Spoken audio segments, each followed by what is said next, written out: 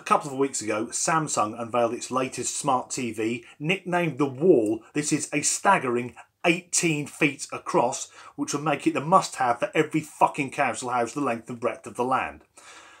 But with this being released, it reignited the chatter on the internet about smart TVs and the way that they collect data. And if you didn't know this, if you've got a smart TV, it is collecting data on you. A lot of them have facial recognition software, so in effect they know who's watching it when. It will then record your viewing habits, send this information back to the manufacturer, and they can then sell it to TV companies and advertising agencies, targeting things to you.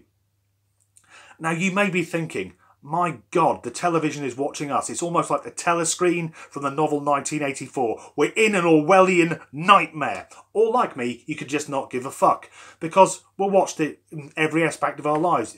Every city you watched on CCTV all the time. And if you're worried about your data being collected, well, what about what you're holding right now? Your mobile phone. Apparently, these things we're all addicted to. The average person looks at it 200 times a day, and I guarantee your phone knows more about you than your family does, particularly if you go on those sites. Because it is witchcraft.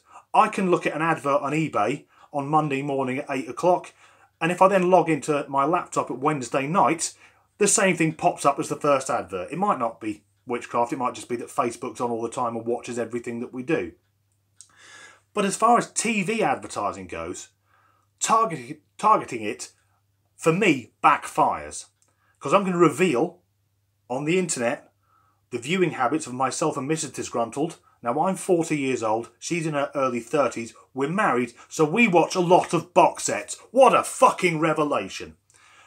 And if there's a small TV series on that isn't a box set, I'll record all of it and then watch it all in one hit, creating my own box set. But the thing is, adverts in box sets just fucking annoy me. Particularly the main sponsor.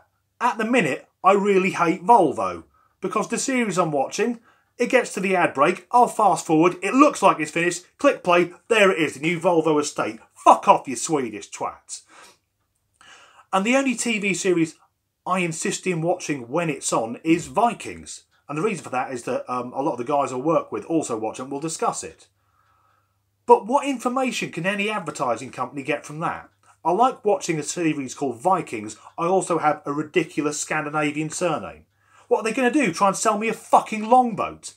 Have you considered for your holidays maybe raiding France?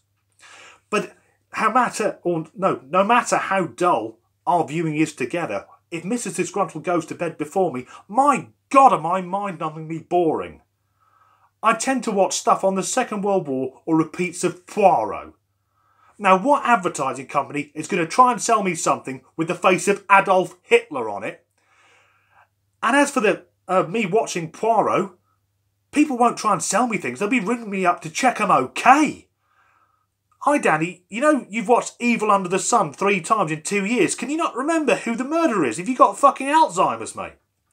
But another thing we watch a lot of is old movies, because for me, the golden age of Hollywood is something that we've lost now. That was a different level of fame. Cary Grant, Jimmy Stewart, Ingrid Bergman.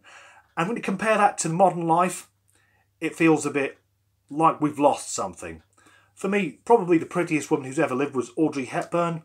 She was an award-winning actress, UNICEF ambassador, chorus line dancer, singer and a ballerina.